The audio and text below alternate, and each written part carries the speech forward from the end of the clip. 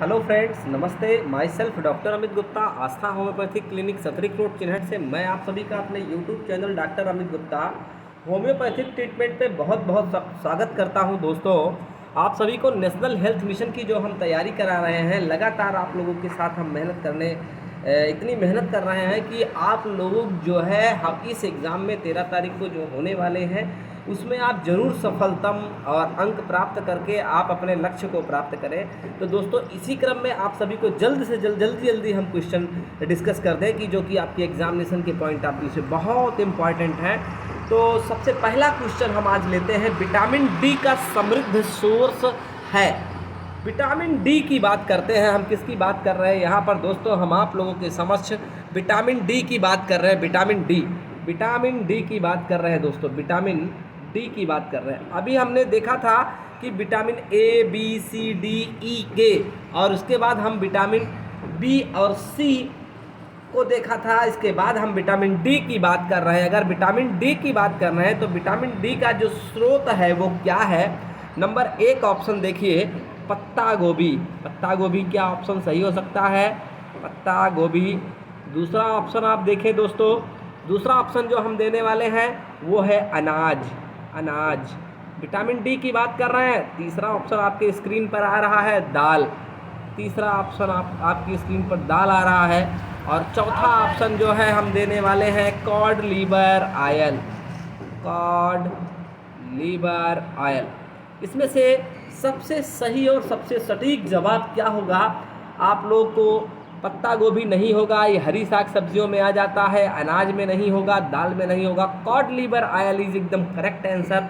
यानी कि अगर विटामिन डी का हम समृद्ध स्रोत की बात करते हैं, सोर्स की बात करते हैं दोस्तों आप लोगों के समक्ष, तो विटामिन डी का जो समृद्ध सोर्स है वो क्या है? कॉड लिवर ऑयल है। क्या है बेटा? कॉड लिवर ऑयल है विटामिन डी का स्रोत।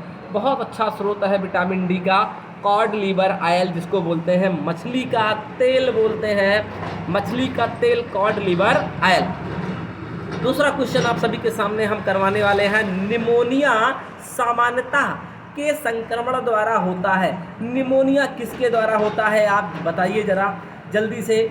निमोनिया जो होता है वो निमोकोकस निमोनी जो कि एक बैक्टीरिया के द्वारा होता है। बिल्कुल सही, निमोनोकोकस निमोनी बैक्टीरिया है जिसके कारण से निमोनिया उससे संक्रमित होने के कारण से फैलता है। तो निमोनिया जो है हमेशा बैक्टीरिया से होगा और उस बैक्टीरिया का नाम होगा निमोकोकस निमोनी, बैक्टीरिया का नाम है। तीसरा क्वेश्चन आपके स्क्रीन पर बहुत जल्दी से, इनमें से कौन मच्छरों द्वारा संचारित नहीं होता है? मच्छरों द्वारा संचारित नहीं हो रहा है। पहला ऑप्शन दे रहे हैं हम आपको फाइलेरिया। पहला ऑप्शन दे रहे हैं फाइलेरिया। कौन सा ऑप्शन दे रहे हैं? पहला ऑप्शन जो दे रहे हैं वो फाइलेरिया मच्छरों द्वारा नहीं होता। दूसरा ऑप्शन आपकी स्क्रीन पर है मलेरिया। और तीसरा ऑप्शन आप लोगों के समक्ष दे रहे हैं हम जापानीज एन्सेफ्लाइटिस, जिसको JE के नाम, मस्तिष्क ज्वर के नाम से जानते हैं। और चौथा ऑप्शन दिए जा रहे हैं काला एजार। क्या दे रहे हैं? काला एजार। देखिए दोस्तों, आप सभी लोग जानते हैं कि फाइलेरिया उचरेरिया ब्रैंकेफ्टाई के द्वारा, जो कि एक मच्छर की ही प्रजाति है, मलेरिया भी आपको मच्छर ही है, जापानीज एन्सेफ्लाइटिस का भी मॉस्किटो होता है, लेकिन काला एजार एकदम सही ऑप्शन है यहाँ पर। इसके लिए होगा क्या? इनमें से कौन मच्छरों द्वारा संचारित नहीं होता है? तो ये ऑप्शन आपका काला एजार एकदम सही हो जाएगा। आगे फिर बढ़ते हैं दोस्तों अगले क्वेश्चन के लिए। बहुत इंपॉर्टेंट क्वेश्चन आप लोगों के सामने हम लेकर के आए हुए हैं, जो कि आपके एग्जामिनेशन पॉइंट ऑफ व्यू से बहुत महत्वपूर्ण है। अगला क्वेश्चन हम आपसे करवाते हैं, एक खनिज लवण। देखिए बहुत ध्यान से सुने, एक खनिज लवण जिसकी शरीर को हड्डियों को उचित वृद्धि और विकास के लिए आवश्यकता होती है। देखिए ऐसे खनिज लवण की बात हम कर रहे हैं कि जिससे हमारे शरीर का विकास, उचित विकास हो और वृद्धि के लिए वो खनिज लवण आवश्यक होता है। उस खनिज लवण का क्या नाम है? हम दोस्तों आप सभी के सामने ऑप्शन रख रहे हैं। पहला ऑप्शन जो है सोडियम, दूसरा ऑप्शन जो है पोटेशियम, और तीसरा ऑप्शन जो है आयरन, और चौथा ऑप्शन आपका है कैल्शियम। देखिए, आप जब भी हड्डी की बात आए, जब भी नर्वस सिस्टम की बात आए तो आपको सोडियम पोटेशियम पंप होता है, लेकिन जब ब्लड की बात आए तो आप आयरन होता है, लेकिन जब कैल्शियम की बात आए, तब आपको हड्डियों की बात आए तो आप बिल्कुल दोस्तों आप सभी कैल्शियम पे टिक लगाइएगा। ये बहुत ही हेल्पफुल ऑप्शन आपको दे रहे हैं। सोडियम पोटेशियम को आप सोडियम पोटेशियम पंप के नाम से PUMP एक होता है जो कि नर्वस सिस्टम में काम आता है। ये जो आपको ब्लड से रिलेटेड है, या फिर यानी कि एनीमिया को दूर करता है, खून की कमी को दूर करता है। लेकिन कैल्शियम की बात अगर हम करते हैं तो कैल्शियम हमारे बोन्स पर और बोन्स की ग्रोथ के लिए रिस्पॉन्सिबल होता है। तो कैल्शियम है, मैग्नीशियम है, ये अगर कभी भी आता है तो आप बोन्स के ऑप्शंस को बिल्कुल टिक करेंगे दोस्तों। बहुत सही बहुत important question, very most important question आप लोग के सामने लेकर आए हुए हैं जो हम डिस्कस कर रहे हैं। आप सभी लोग जो भी नेशनल हेल्थ मिशन के अंतर्गत जो भी अभी एग्ज़ाम के लिए जो तैयारी कर रहे हैं या आगे करने वाले हैं, ये बहुत इंपॉर्टेंट क्वेश्चन आपको मैं कम से कम हज़ारों की संख्या में क्वेश्चन लगातार आप लोगों को अपडेट करवा रहा हूँ, लगातार क्वेश्चन करवा रहा हूँ, बहुत इंपॉर्टेंट क्वेश्चन करवा रहे हैं। अगला क्वेश्चन हम करवाते हैं, इनमें से कौन सा डाइसैकेराइड है? डाइसैकेराइड की बात कर रहे हैं हम, मोनोसेक्राइड पॉलीसेक्राइड नहीं, डाइसैकेराइड की बात करते हैं। तो लैक्टोज ऑप्शन है नंबर, पहला ऑप्शन बात करते हैं। पहला ऑप्शन क्या है? लैक्टोज। पहला ऑप्शन जो बेटा हमारा क्या है? लैक्टोज ऑप्शन है। पहला ऑप्शन की बात करते हैं कि लैक्टोज। दूसरा ऑप्शन है ग्लूकोज, तीसरा फ्रक्टोज, चौथा माल्टोज। बताएं आपको इसमें से कौन सा ऑप्शन सही हो जाएगा? इनमें से कौन सा डाइसैकेराइड है? डाइसैकेराइड इसमें से कौन सा है? तो आपका लैक्टोज हो जाएगा। लैक्टोज ही आपका क्या है? ये डाइसैकेराइड है। ठीक है, अगला फिर क्वेश्चन हम देखते हैं कि पीईएम की बात कर रहे हैं, ग्रस्त बच्चे को आहार में होना चाहिए। PEM protein, energy, malnutrition की बात कर रहे हैं। बहुत इंपॉर्टेंट क्वेश्चन है। पीईएम का फुल फॉर्म लोग को पता नहीं होता है। पीईएम क्या किसे कहते हैं, मैं आप सभी को बताता हूँ। पीईएम का फुल फॉर्म क्या होता है? PEM refers to protein, energy, malnutrition. Protein, energy, malnutrition की बात यहाँ दोस्तों हम कर रहे हैं। पीईएम की बात कर रहे हैं, बहुत इंपॉर्टेंट क्वेश्चन है। PEM refers to protein, energy, malnutrition deficiency. और प्रोटीन, एनर्जी, माल न्यूट्रिशन अगर कमी है तो पीईएम ग्रस्त बच्चों को आहार में क्या देना चाहिए? तो आप बताया हमने कि एक तो प्रोटीन दे दिया जाए क्योंकि प्रोटीन की कमी है। एनर्जी किससे मिलती है? जब हमको हाई कैलोरी कोई चीज़, फूड, कार्बोहाइड्रेट दिया जाएगा तो इस energy, protein, energy, malnutrition की कमी को हम दूर कर पाएंगे। तो यानी कि हमको क्या क्या देना पड़ेगा? हमको देना पड़ेगा प्रोटीन और हाई रिच कैलोरी फूड। तो पीईएम ग्रस्त बच्चे को हम क्या दे सकते हैं? एक तो आप दे सकते हैं प्रोटीन, दूसरा क्या दे सकते हैं? अधिक कैलोरी का भोजन। बिल्कुल यही दोनों ऑप्शन सही हो जाएगा। अगला क्वेश्चन आप सभी लोगों के सामने स्क्रीन पर हम डालते हैं। अगला क्वेश्चन आप देखने से पहले सबसे पहले आप ये देखिए कि मेरेस्मस और क्वाशरकोर की बात करते हैं। देखिए, मेरास्मस और क्वाशरकोर ये दोनों कौन सी बीमारी है? ये दोनों बेटा प्रोटीन डिफिशियंसी से होने वाली बीमारी है, मेरास्मस और क्वाशरकोर। अब हम देखते हैं मेरास्मस से पीड़ित बच्चे में इनमें से कौन सा लक्षण प्रकटन दिखाई नहीं देता है? कौन सा लक्षण प्रकटन दिखाई नहीं पड़ता है? सबसे पहला लक्षण हम देखते हैं कि शरीर का टेम्परेचर कम हो जाता है। नहीं, बिल्कुल नहीं, ऐसा कुछ भी नहीं है। दूसरा क्या है? पानी की तरह उसको दस्त आते हैं, ऐसा भी नहीं है। तीसरा ऑप्शन निर्जलीकरण यानी डिहाइड्रेशन हो जाता है, ऐसा भी नहीं पाया जाता है। यानी कि मेरास्मस और जो क्वाशरकोर प्रोटीन डिफिशियंसी है, प्रोटीन डिफिशियंसी से उसके बॉडी का ग्रोथ जो है रुक जाता है। लेकिन ऐसी दस्त वाली निर्जलीकरण जिसको बोलते हैं डिहाइड्रेशन, ऐसी समस्याएं बिल्कुल नहीं पाई जाती है। अगला क्वेश्चन हम करवाते हैं, वह प्रक्रिया, बहुत ध्यान से सुनिएगा, ऐसी प्रक्रिया या वह प्रक्रिया जिसके द्वारा व्यक्ति की प्रतिरक्षा तंत्र यानी इम्यून सिस्टम की बात कर रहा है, ऐसी प्रक्रिया जिसके द्वारा व्यक्ति की प्रतिरक्षा तंत्र किसी एजेंट के विरुद्ध दृष्टिगत हो जाता है, वो क्या कहलाता है, वो क्या कहलाती है। देखिए ऐसी प्रक्रिया जो कि व्यक्ति के द्वारा प्रतिरक्षा तंत्र जो भी इम्यून सिस्टम है वो किसी एजेंट के विरुद्ध वो दृष्टिगत हो जाता, मतलब वो देखने लगता है, टाइट हो जाता है, कड़ा हो जाता है, अपनी इम्यून सिस्टम को स्ट्रांग करने लगता है, तो ऐसी प्रक्रिया को बोलते हैं पोषण। नहीं, बिल्कुल नहीं। उसको बोलते हैं इनाकुलेशन, बिल्कुल नहीं। कुपोषण, बिल्कुल नहीं। उसको बोलते हैं प्रतिरक्षीकरण।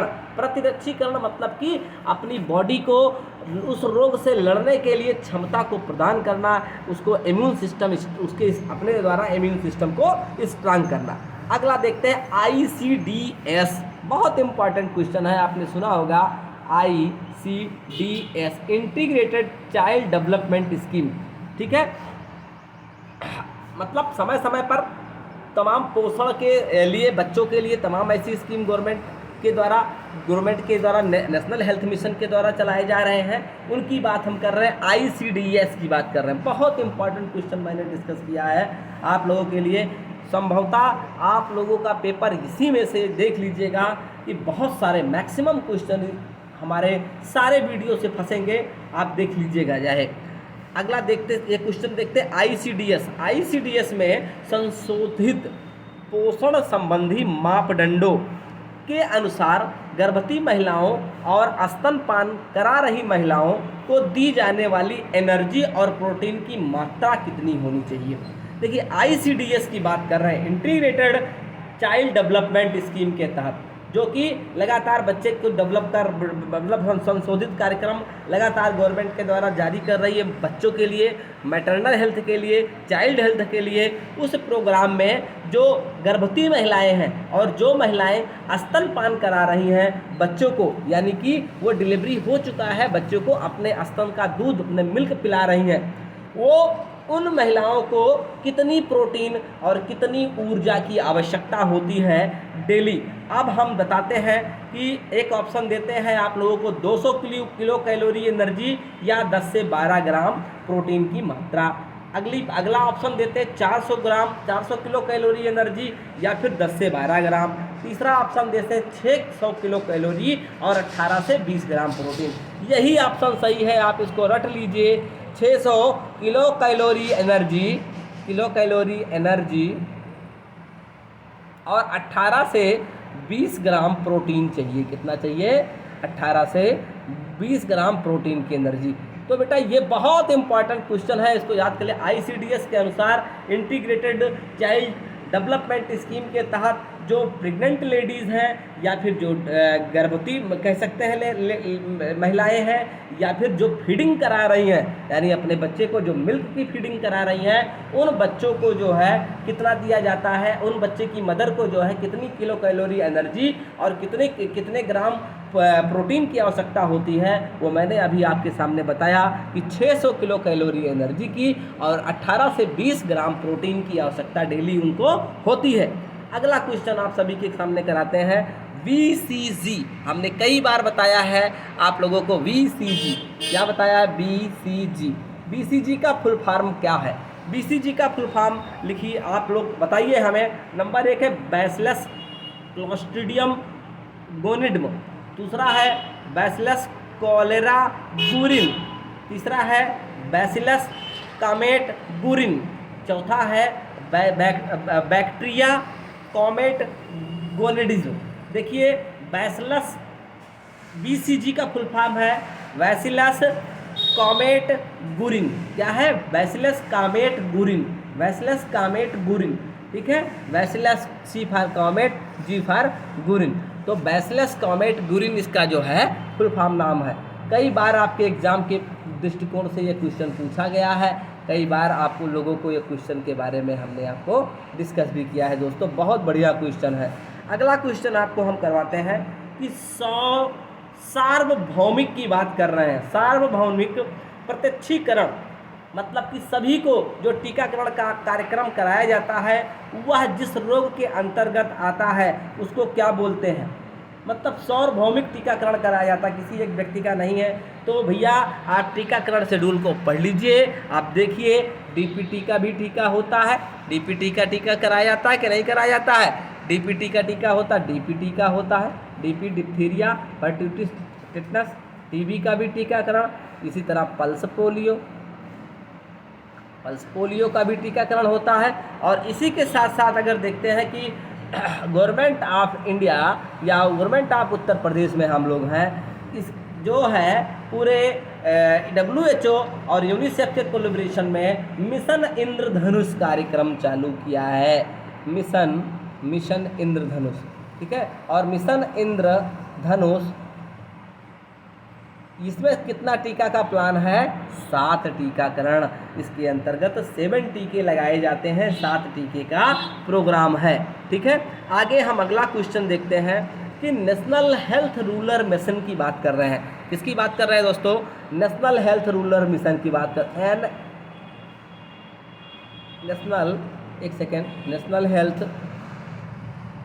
National health rural mission NHRM, national health rural mission की बात कर रहे हैं।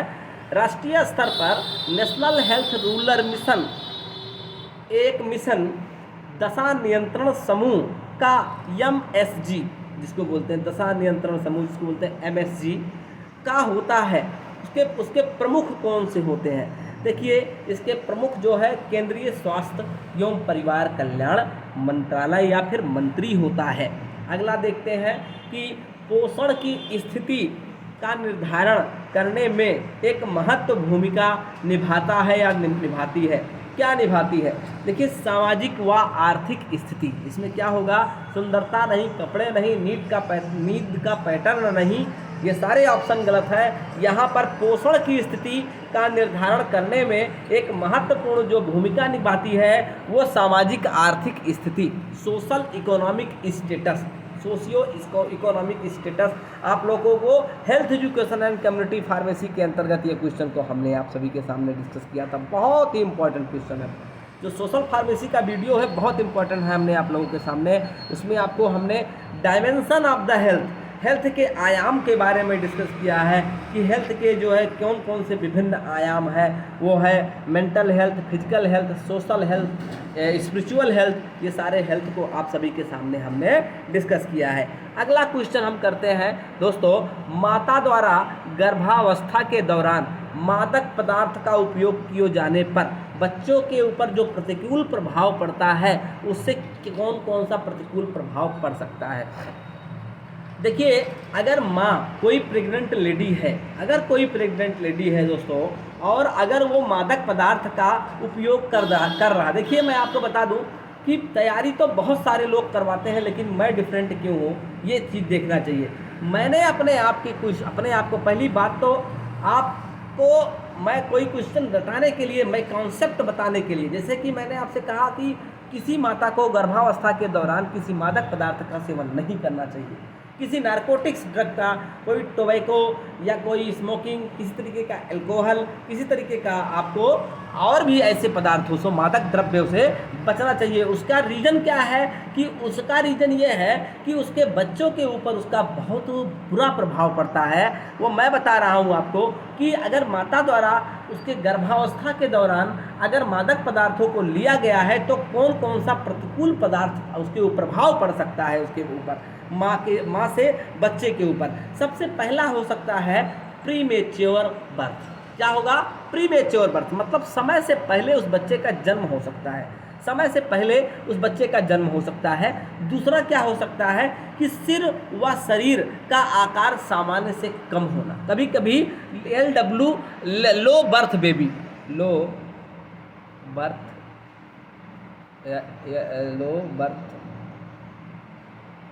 वेट बेबी कह सकते हैं, LWB। इसलिए भी होता है जो बता रहे हैं हम आपको, लो मतलब कम, बच्चे की वजन भी कम होना, और दूसरी चीज़ होगा कि इस बच्चों का शरीर और उसके सिर का आकार जो है उस सामान्यता से, जितना सामान्य बच्चे का होता है, नॉर्मल बच्चे का 9 मंथ को डिलीवरी के बाद जन्म लेता है जो बच्चा, उतना होता है, उससे कम होता है। तीसरी विकृतियाँ क्या हो सकती हैं? शरीर में विभिन्न प्रकार की विकृतियाँ आ सकती हैं। शरीर में विकृतियाँ किस टाइप की आ सकती हैं कि जैसे हो सकता है कोई अंग अपंग की बात कर रहे हैं, कोई अंग का ना डेवलप होना, अनडेवलप होना, ये सारी चीज़ें आ सकती हैं। तो माता द्वारा बिल्कुल, गर्भवती माताओं द्वारा बिल्कुल आप अपनी क्लिनिक पर, या आप as a practitioner, as a pharmacist, as a जो भी आप हों, सीनियर ट्रीटमेंट सुपरवाइजर, जो भी जैसे आपका रोल है, एनएम, जेएनएम, सीएचओ हैं, आप बिल्कुल प्रेग्नेंट लेडी को बिल्कुल अल्कोहल से, आप टोबैको से, यानी मादक द्रव्यों से, मादक द्रव्यों के उपयोग से बिल्कुल आप बचाएं उसको। अगला क्वेश्चन देखते हैं, क्वासरकोर किसकी कमी से कारण से होता? बताया था बेटा अभी मैंने कि क्वासरकोर और मेरस्मस, दोनों बात वहीं डिस्कस कर दिया था कि क्वासरकोर और मेरस्मस की बात अगर हमने कही है तो क्वासरकोर और मेरस्मस ये दोनों प्रोटीन एनर्जी माल न्यूट्रिशन, यानी कि प्रोटीन एनर्जी माल न्यूट्रिशन की कमी से होने वाले ये रोग हैं। यानी प्रोटीन की कमी से ये क्वासरकोर जो है प्रोटीन की कमी से होने वाला रोग है, प्रोटीन की कमी से होने वाला रोग है।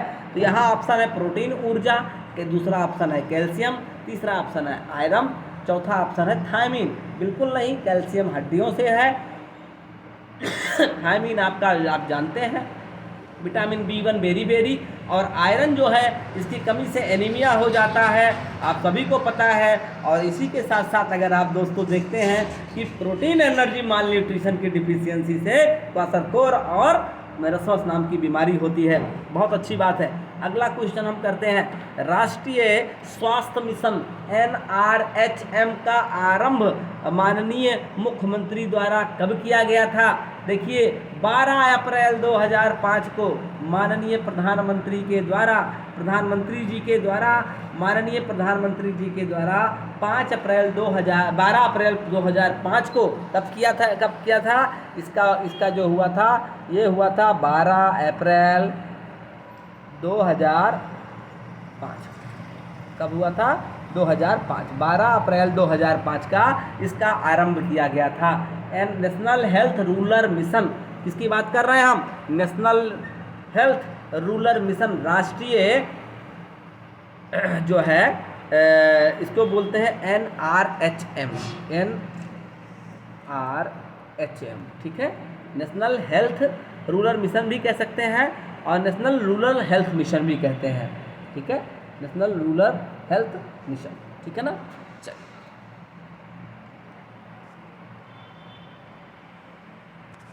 अगला क्वेश्चन कराते हैं, ICDS क्या होता है?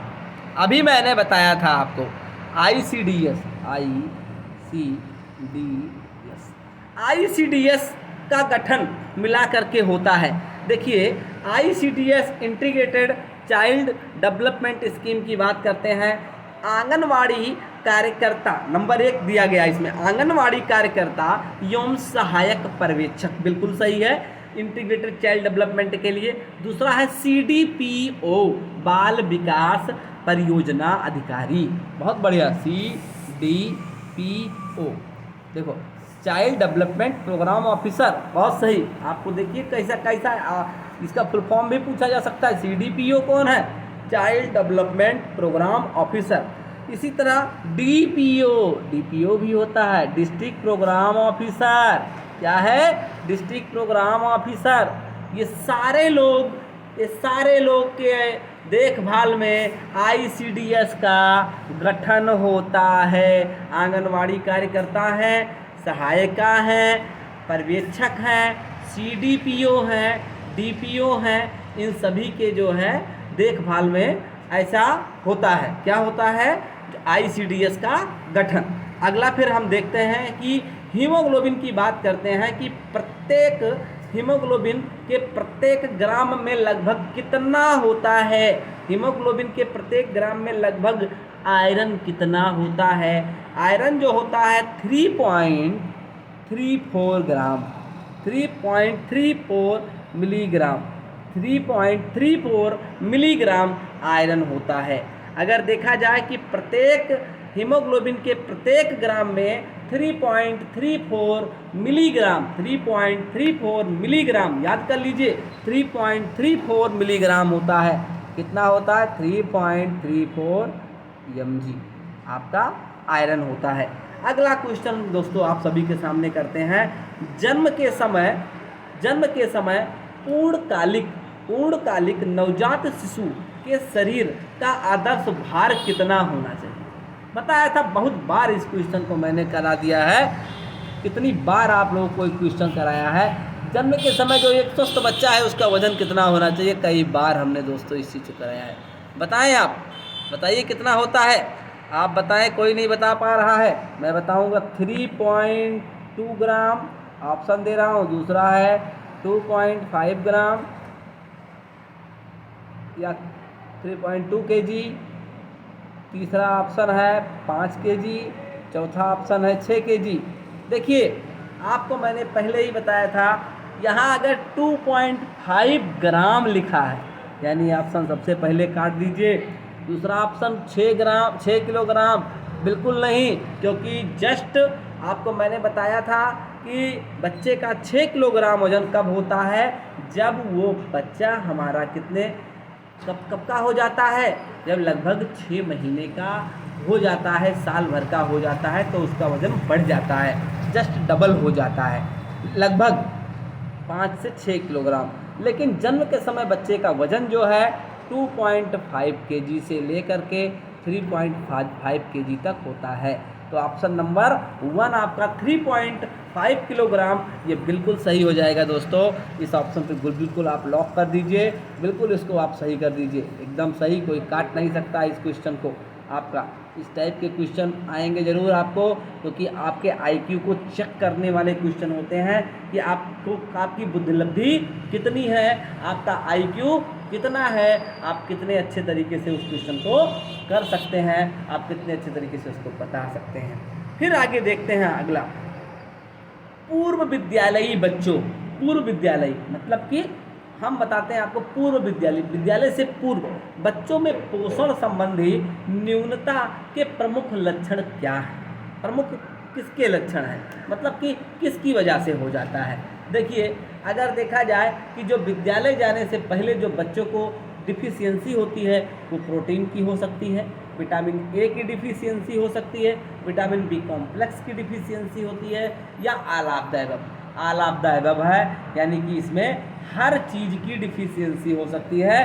पूर्व विद्यालयी बच्चों में स्वास्थ्य संबंधी जो दिक्कत आती है वो उसका प्रमुख कारण है प्रोटीन, एनर्जी, माल न्यूट्रिशन, दूसरा है विटामिन ए की कमी, तीसरा है आपका विटामिन बी कॉम्प्लेक्स की कमी, या उपरोक्त सभी चौथा ऑप्शन है। तो दोस्तों उपरोक्त सभी एकदम सही ऑप्शन हो जाएगा। अगला क्वेश्चन हम करवाते हैं, किस वैक्सीन की बूस्टर खुराक मुंह से दी जाती है? देखिए, आपको पता ही होगा कि पोलियो के अलावा कौन सी वैक्सीन है जो बूस्टर डोज में मुंह से दी जाती है? आप जानते ही हैं, आज इसका बूस्टर डोज पिलाया जा रहा है, पोलियो का आज बूस्टर डोज पिलाया जा रहा है, ऐसा कहने को आता है और आप लोग करवाते भी हैं, पिलाते भी हैं अपने बच्चों को। तो इसका ऑप्शन किस वैक्सीन का बूस्टर डोज मुंह से दी जाती है? इसका ऑप्शन है हेपेटाइटिस बी, दूसरा ऑप्शन है टिटनेस, तीसरा ऑप्शन है डीपीटी, चौथा ऑप्शन है polio. Polio is the correct answer, polio बिल्कुल सही हो जाएगा आपका, ये पोलियो बिल्कुल सही हो जाएगा जिसकी बूस्टर डोज आपको मुंह के द्वारा पिलाई जाती है। अगला क्वेश्चन देखते हैं, ICDS योजना के अंतर्गत कौन सा कार्यक्रम नहीं आता है? पूरक पोषण आता है, पूरक तरीके से पोषण देना है, पूर्व विद्यालय पूर्व शिक्षण की बात बिल्कुल, क्योंकि आंगनबाड़ी कार्यकर्ता सब लोग वही सब काम है, और पोषण एवं शिक्षा बिल्कुल है, लेकिन WHO बिल्कुल नहीं है। WHO कहाँ है भाई? तो वो तो वर्ल्ड हेल्थ ऑर्गेनाइजेशन है, एक संस्था है अपने आप में। बहुत अच्छा दोस्तों, आप लोगों के साथ में, आप लोगों के प्यार में जो इतना प्यार मिलता है हमको, हमें बहुत एनर्जी मिल जाती है क्वेश्चन करवाने के लिए। अपने समय को क्लिनिक पे भी मैं रह करके, जो भी पेशेंट जब नहीं आते हैं, हम जल्दी से आप लोगों को 10 मिनट, 20 मिनट, 50 मिनट जो भी समय मिलता है आप लोगों के लिए हम क्वेश्चन करवाते हैं। हमारी आशा है, हमारी शुभकामनाएं हैं आप लोगों के, आपके होने वाले आने वाले एग्ज़ाम के लिए, कि आप लोग ज़रूर, चाहे स्वास्थ्य मलेरिया निरीक्षक, चाहे स्वास्थ्य निरीक्षक या फिर कह सकते हैं मलेरिया निरीक्षक, sanitary inspector, senior treatment supervisor, STS, TBHB, TBHIB, जिन भी पोस्ट के लिए CHO, nursing, D pharma, DHP, जो भी बच्चे आप मेडिकल की प्रिपरेशन, लैब टेक्नीशियन इन सब की कर रहे हैं, जो कि आपके पेपर के दृष्टिकोण से बहुत ही महत्वपूर्ण क्वेश्चन आपके एग्जाम में कई बार पूछे गए ये सारे क्वेश्चन हैं, जिनको मैं लगातार डिस्कस कर रहा हूं दोस्तों। अब आइए अगले क्वेश्चन, विटामिन डी का मुख्य स्रोत क्या है, बता दिया, कॉड लिवर ऑयल। अगला देखते हैं कि आपको एक क्वेश्चन और करवाते हैं कि डाइसैकेराइड इनमें से कौन सा है, ये है लैक्टोज। तो ये क्वेश्चन कुछ थे जो आपको आज आपके समक्ष हमने कुछ एक्सरसाइज करवाया, वो बहुत ही इम्पॉर्टेंट एक्सरसाइज आप लोगों के सामने था। इसके साथ साथ आप सभी को आगे हम जो है भी क्वेश्चन करवाते रहेंगे। अब 2 प्रश्न पत्र हो गए, तीसरे प्रश्न पत्र को अगले वीडियो में आप सभी के सामने जल्द ही लेकर के आप सभी के सामने उपस्थित होंगे। आप सभी लोग हमारे वीडियो को देखिए, लाइक करिए, शेयर करिए, सब्सक्राइब करिए हमारे चैनल को, बेल आइकन को जरूर दबा लीजिए। बहुत बहुत आभार, बहुत बहुत धन्यवाद, थैंक यू, बहुत बहुत धन्यवाद आप सभी का।